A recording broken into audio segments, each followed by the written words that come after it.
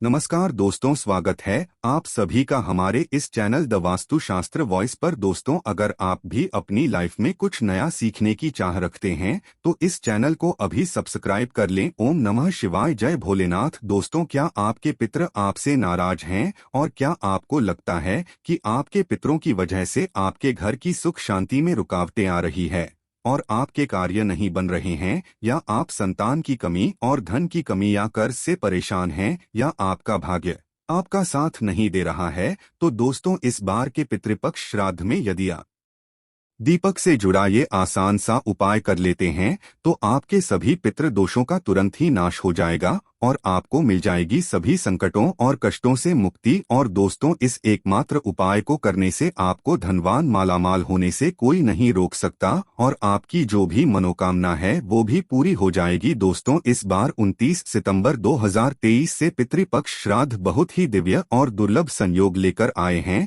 दोस्तों, इस पितृपक्ष में राजयोग कालसर्प दोष के साथ साथ धन लक्ष्मी योग भी बन रहा है, जिसकी वजह से इस बार के पितृपक्ष श्राद्ध का बहुत अधिक महत्व बढ़ गया है। और इस पितृपक्ष पर आप दीपक से जुड़ा यह आसान सा उपाय कर लेते हैं तो आपकी सभी समस्याओं का तुरंत ही अंत हो जाएगा। इसलिए दोस्तों, वीडियो को आखिर तक जरूर देखें। और यदि आप भी अपने जीवन में महादेव की कृपा पाना चाहते हैं और पितरों का आशीर्वाद पाना चाहते हैं तो वीडियो को लाइक करके कमेंट में हर हर महादेव लिखना ना भूलें। दोस्तों, भाद्रपद मास की पूर्णिमा से श्राद्ध पक्ष शुरू होकर आश्विन मास की अमावस्या पर समाप्त होते हैं। इस बार श्राद्ध पक्ष 29 सितंबर से 14 अक्टूबर तक ये दिन पितरों को समर्पित होते हैं। श्राद्ध पक्ष को पितृपक्ष, कनागत श्राद्ध आदि नामों से भी जाना जाता है। जैसा कि नाम से ही स्पष्ट होता है, पितृपक्ष ये पितृ का पक्ष है, यानी कि ये पितृ को समर्पित दिन होते हैं। इन दिनों में पितरों की आत्मा की शांति के लिए श्राद्ध तर्पण और पिंडदान किए जाते हैं।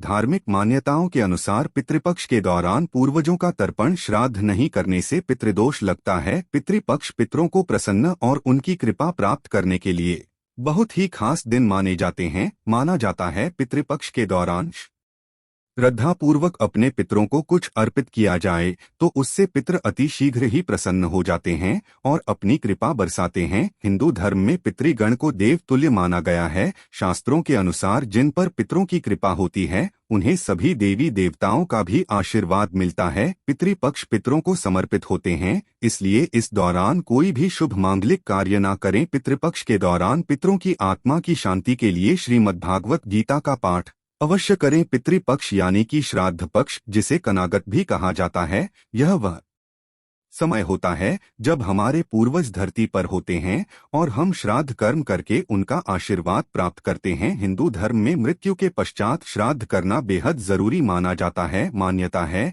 कि यदि अपने पूर्वजों का तिथि पूर्वक श्राद्ध और तर्पण नहीं किया तो उन्हें इस लोक से मुक्ति नहीं मिलती और वह संसार में ही भटकते रहते हैं। ब्रह्मा वैवर्त पुराण के अनुसार देवताओं को प्रसन्न करने से पहले मनुष्य को अपने पितरों यानी कि पूर्वजों को प्रसन्न करना चाहिए। पितृदोष सबसे जटिल कुंडली दोषों में से एक है। पितरों की शांति के लिए हर वर्ष भाद्रपद मास के शुक्ल पूर्णिमा से अश्विन मास की अमावस्या तक पितृपक्ष श्राद्ध होते हैं। इस दौरान कुछ समय के लिए यमराज पितरों को आजाद कर देते हैं ताकि वे अपने परिजनों से श्राद्ध ग्रहण कर सकें। माना जाता है कि जिस घर के पितृ अपने परिवार के लोगों से खुश रहते हैं उस घर के लोगों को देवी देवताओं का भी आशीर्वाद प्राप्त होता है। शास्त्रों के अनुसार जिन लोगों के पितृ उनसे प्रसन्न नहीं होते हैं उन्हें पितृदोष का श्राप मिलता है। माना जाता है कि जिस घर में पितृदोष का श्राप लगता है उस घर के सदस्य कभी भी सुखी नहीं रहते और ना ही वे जीवन में सफलता प्राप्त कर पाते हैं। दोस्तों, आज की इस वीडियो में हम आपको पितृपक्ष में किया जाने वाला एक बहुत ही आसान और असरकारक उपाय बताने जा रहे हैं। इस उपाय करने से भगवान विष्णु और लक्ष्मी जी की असीम कृपा प्राप्त होती है, बिगड़े कार्य बनने लगते हैं, साथ ही पितरों का भी आशीर्वाद मिलता है। पितरों के आशीर्वाद से घर में सुख समृद्धि चली आती है, खुशहाली और शांति बनी रहती है। इसके साथ ही परिवार के सभी सदस्यों को हर क्षेत्र में सफलता प्राप्त होती है और जीवन के सभी कष्टों और दुखों से मुक्ति मिलती है। दोस्तों, इस उपाय को सही प्रकार से करने के लिए आप हमारी इस वीडियो को एंड तक अवश्य देखें और बढ़ने से पहले आपसे रिक्वेस्ट करते हैं कि वीडियो को लाइक जरूर करिएगा, दोस्तों वो शेयर कर दीजिएगा। और यदि आपने अभी तक चैनल को सब्सक्राइब नहीं किया है तो चैनल को सब्सक्राइब करके बेल आइकन जरूर दबाइएगा। दोस्तों, वैसे तो ये उपाय पितृपक्ष में रोजाना करने चाहिए क्योंकि यह 16 दिन पितरों को समर्पित होते हैं, किंतु यदि रोज ना कर पाए तो पितृपक्ष की पूर्णिमा, पितृपक्ष की अमावस्या और पितृपक्ष की एकादशी के साथ ही आपके पितरों की जो मृत्यु तिथि है उस दिन इस उपाय को अवश्य ही करें और पितृपक्ष की अमावस्या पर भी अवश्य करें। यह उपाय आपको संध्या काल या रात्रि के समय करना है। इस उपाय को सुबह या दोपहर के समय ना करें। उपाय को करने के लिए आप अच्छे से मुंह हाथ पैर धोकर साफ हो जाएं और स्वच्छ वस्त्र धारण करें। इसके पश्चात एक दिया तैयार करें, दिए में एक रुई की बाती लगाएं और शुद्ध घी भरें, और शुद्ध घी ना हो तो इस दिए में आप सरसों का तेल भरें और इस दिए में आप थोड़े से काले तेल डाल दें। इस उपाय को करने के लिए आप मिट्टी का, पीतल का या आटे का कैसा भी दिया ले सकते हैं। यदि आप आटे का दिया ले रहे हैं तो आटा साफ होना चाहिए और आटे में नमक नहीं भी होना चाहिए। दिया बनाने के पश्चात अब आप अपने घर के दक्षिण कोने को साफ करें। यदि आपके घर के दक्षिण कोने में स्टोर रूम है या बाथरूम वगैरह बना है या खाली स्थान नहीं है तो आप अपने रसोई घर के सबसे दक्षिण कोने को साफ करें। यदि रसोई घर में भी ऐसा साफ स्थान नहीं है तो आप अपने किसी भी कमरे के दक्षिण कोने को साफ करके वहां पर इस दिए को रखें। यदि किसी कमरे में भी ऐसी जगह नहीं है तो आप मंदिर के पास साफ स्थान पर इस दिए को आपको ऐसे रखना है कि दिए की जो बात आती है यानी जो लोग है वो दक्षिण दिशा की तरफ होनी चाहिए, यानी कि दिया का मुख आपको दक्षिणी दिशा की तरफ करना है। और ये भी ध्यान रखें कि दिए को सीधे जमीन पर ना रखें। दिए के नीचे कोई कपड़ा बिछा दें या कोई कटोरी प्लेट रख दें हैं या फिर थोड़े से साबुत चावल रख दे। सीधे जमीन पर दिया ना रखें। सीधे जमीन पर रखा हुआ दिया अपूर्ण माना जाता है। दिया जलाने के पश्चात सबसे पहले आप भगवान श्री गणेश को प्रणाम करें, फिर भगवान विष्णु और मां लक्ष्मी जी को प्रणाम करें। इसके पश्चात पितृदेव को प्रणाम करें। भगवान से अपने पितरों की आत्मा की शांति की प्रार्थना करें। इसके पश्चात पितरों से मुक्ति की प्रार्थना करें। इसके पश्चात आप भगवान विष्णु जी के महामंत्र ओम नमो भगवते वासुदेवाय का 11 बार जाप करें। मंत्र का जाप करने के पश्चात अब आप पितृदेव के इस मंत्र का 108 बार जाप करें। मंत्र इस प्रकार है, एवं पितृदेव, इस मंत्र का आपको 108 बार जाप करना है। आप किसी भी माला पर जिस पर आप मंत्र का जाप करते हैं उस पर भी इस मंत्र का जाप कर सकते हैं या फिर उंगलियों पर गिनकर या माचिस की तीली पर या मिश्री के दाने पर गिनकर भी आप इस मंत्र का जाप कर सकते हैं। दोस्तों, ध्यान रखें, इस मंत्र का जाप आपको दक्षिण दिशा की तरफ मुंह करके करना है। शास्त्रों में बताया गया है कि पितृ लोग दक्षिण दिशा में है। दक्षिण दिशा पितरों की दिशा होती, इस दिशा में पितरों का वास होता है। श्राद्ध पक्ष में दक्षिण दिशा में इस प्रकार दिया जलाने से और मंत्र का जाप करने से पितृदेव की असीम कृपा प्राप्त होती है और पितृदोष पितृ आशीर्वाद में बदल जाता है। मंत्र का जाप करने के पश्चात आप अपने पितरों को, अपने पूर्वजों को प्रणाम करें और सभी कष्ट, दोहक, दरिद्रता को दूर करने की प्रार्थना करें। दोस्तों, इस उपाय को करते समय कुछ बातों का विशेष ध्यान रखें। इस उपाय को करते समय स्वच्छता और पवित्रता का विशेष ध्यान। महिलाएं पीरियड्स के दौरान इस उपाय को ना करें। इस उपाय को जरूरी नहीं है कि परिवार का एक सदस्य ही रोजाना करें, इससे परिवार में कोई भी कर सकता है। और यह भी जरूरी नहीं है कि घर के पुरुष या लड़के ही इस उपाय को करें। इस उपाय को घर की बेटियों, बहुओं ये भी कर सकती है। इसके साथ साथ इस बात का विशेष ध्यान रखें कि पितृपक्ष में आप किसी भी प्रकार की तामसिक चीजों का सेवन न करें। पितृपक्ष में प्याज, लहसुन, अंडा, तंबाकू, सिगरेट, शराब आदि चीजों का भूल कर भी सेवन करें और यह दिया आप अपने घर पर ही जलाएं। और यदि आप किसी और के घर गए हुए हैं तो किसी और के घर में आप इस दिए को अपने पितरों के नाम से ना जलाएं। यह उपाय आपको अपने घर पर ही करना है। पितृपक्ष के दौरान कोई भी शुभ कार्य नहीं करना चाहिए। इस दौरान कोई वाहन या नया सामान ना खरीदे। रोजाना की जरूरत के अलावा कोई भी नया सामान पितृपक्ष में नहीं खरीदना। चाहिए। पितृपक्ष के दौरान नाखून नहीं काटने चाहिए, बाल नहीं काटने चाहिए, दाढ़ी मूछ भी नहीं बनानी चाहिए। पितृपक्ष में ब्राह्मण गायों, कुत्तों, चींटियों, बिल्ली आदि को भोजन अवश्य ही कराना चाहिए। पितृपक्ष के दौरान कोई भी सौंदर्य प्रसाधन की चीज लगाने से बचें। पितृपक्ष के दौरान लड़ाई झगड़े ना करें, प्रेम से रहे, किसी की भी निंदा ना करे, लड़ाई झगड़े ना करे। पितृपक्ष के दौरान इन सभी बातों का विशेष ध्यान रखिए। दोस्तों, यदि आपने दिया चावलों पर रखकर जलाया है तो अगले दिन सुबह उठकर आप उन चावलों को पक्षियों को डाल दें। यदि आपने आटे के दिए का प्रयोग किया है तो उस दिए को भी आप पक्षियों को ढाल दें। यदि आपने मिट्टी पीतल के दिए का प्रयोग किया है तो आप उस दिए को दोबारा प्रयोग कर सकते हैं। तो दोस्तों, आइए अब आपको बताते हैं पितृपक्ष के दौरान कौन सी चीजें आपको भूलकर भी नहीं खरीदनी चाहिए। लोहे का सामान। पितृपक्ष के दौरान लोहे का सामान नहीं खरीदा जाना चाहिए। यदि खरीदा जाता है तो इससे पितृ नाराज हो जाते हैं, साथ ही घर की नकारात्मकता बढ़ जाती है, घर की सुख शांति भी खत्म हो जाती है। ये जीवन में दुख का कारण बनता है। गृह प्रवेश, भूमि पूजन।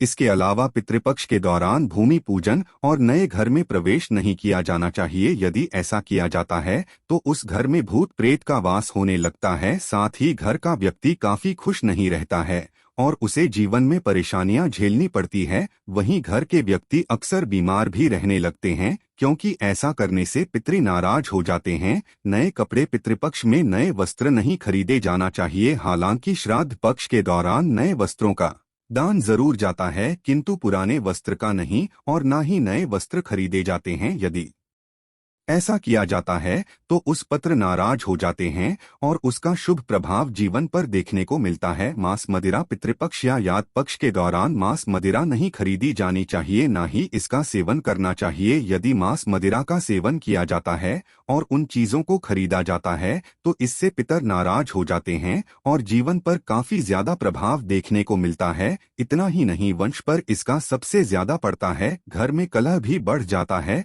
आइए अब आपको बताते हैं श्राद्ध विधि और श्राद्ध का भोजन। पौराणिक ग्रंथों के अनुसार श्राद्ध करने की भी विधि होती है। यदि पूरे विधि विधान से श्राद्ध कर्म न किया जाए, मान्यता है कि वह श्राद्ध कर्म निष्फल होता है और पूर्वजों की आत्मा अतृप्त ही रहती है। शास्त्र संबंध मान्यता यही है कि किसी सुयोग्य विद्वान ब्राह्मण के जरिए ही श्राद्ध कर्म करवाना चाहिए। श्राद्ध कर्म में पूरी श्रद्धा से ब्राह्मणों को दान दिया ही जाता है। साथ ही यदि किसी गरीब जरूरतमंद की सहायता भी आप कर सके तो बहुत पुण्य मिलता है। इसके साथ साथ गाय, कुत्ते, कौवे आदि पशु पक्षियों के लिए भी भोजन का एक अंश जरूर डालना चाहिए। इन्हें भोजन डालते समय अपने पितरों का स्मरण करना चाहिए। मन ही मन उनसे श्राद्ध ग्रहण करने का निवेदन करना चाहिए। यदि संभव हो तो गंगा नदी के किनारे पर श्राद्ध कर्म करवाना चाहिए, नहीं तो घर पर भी इसे जा सकता है। जिस दिन श्राद्ध हो उस दिन ब्राह्मणों को भोज करवाना चाहिए। भोजन के पश्चात दान दक्षिणा देकर भी उन्हें संतुष्ट करे। शरद पूजा दोपहर के समय शुरू करनी चाहिए।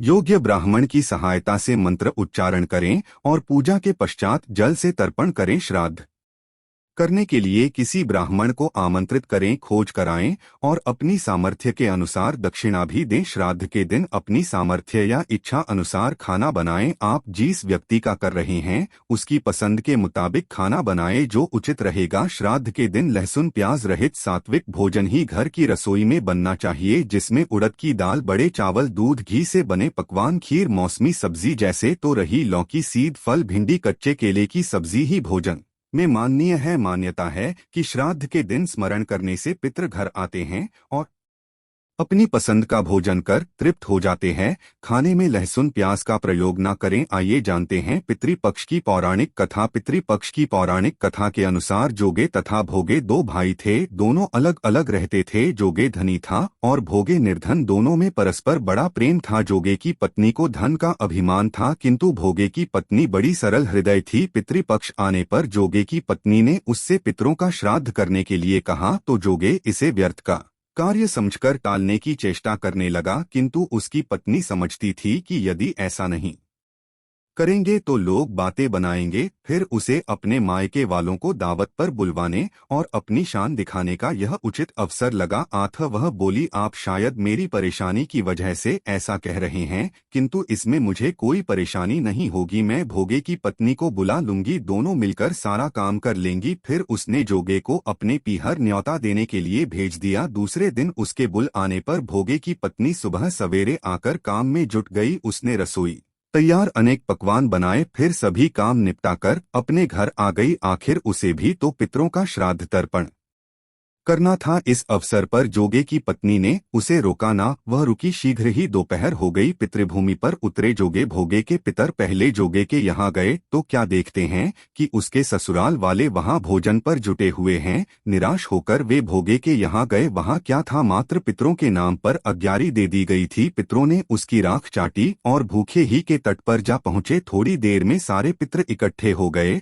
और अपने अपने यहाँ के श्राद्धों की बढ़ाई करने लगे। जोगे भोगे के पितरों ने भी अपनी आप बीती सुनाई। फिर वे सोचने लगे, यदि भोगे समर्थ होता तो शायद उन्हें भूखा ना रहना पड़ता, मगर भोगे के घर में तो 2 जून की रोटी भी खाने को नहीं थी। यही सब सोचकर उन्हें भोगे पर दया आ गई। अचानक वे नाच नाच कर गाने लगे, भोगे के घर धन हो जाए, भोगे के घर धन हो जाए। सांझ होने को हुई। भोगे के बच्चों को कुछ भी खा नहीं मिला था। उन्होंने माँ से कहा, भूख लगी है। तब उन्हें टालने की गरज से भोगे की पत्नी ने कहा, जाओ, आंगन में हौदी औंधी रखी है, उसे जाकर खोल लो और जो कुछ मिले बांटकर खा लेना। बच्चे वहां पहुंचे तो क्या देखते हैं कि हौदी मोहरों से भरी पड़ी हैं। वे दौड़े दौड़े माँ के पास पहुंचे और उसे सारी बातें बताईं। आंगन में आकर भोगे की पत्नी ने यह सब कुछ देखा तो वह भी हैरान रह गई। इस प्रकार भोगे भी धनी हो गया, मगर धन पाकर वह घमंड। दूसरे साल का पितृपक्ष आया। श्राद्ध के दिन भोग एक स्त्री ने 56 प्रकार के व्यंजन बनाए। ब्राह्मणों को बुलाकर भोजन कराएं, दक्षिणा दें। जेठ जेठानी को सोने चांदी के बर्तनों में भोजन कराएं। इससे पितृ बड़े प्रसन्न तथा तृप्त हुए। तो यह थी आज की खास वीडियो। आशा है कि आज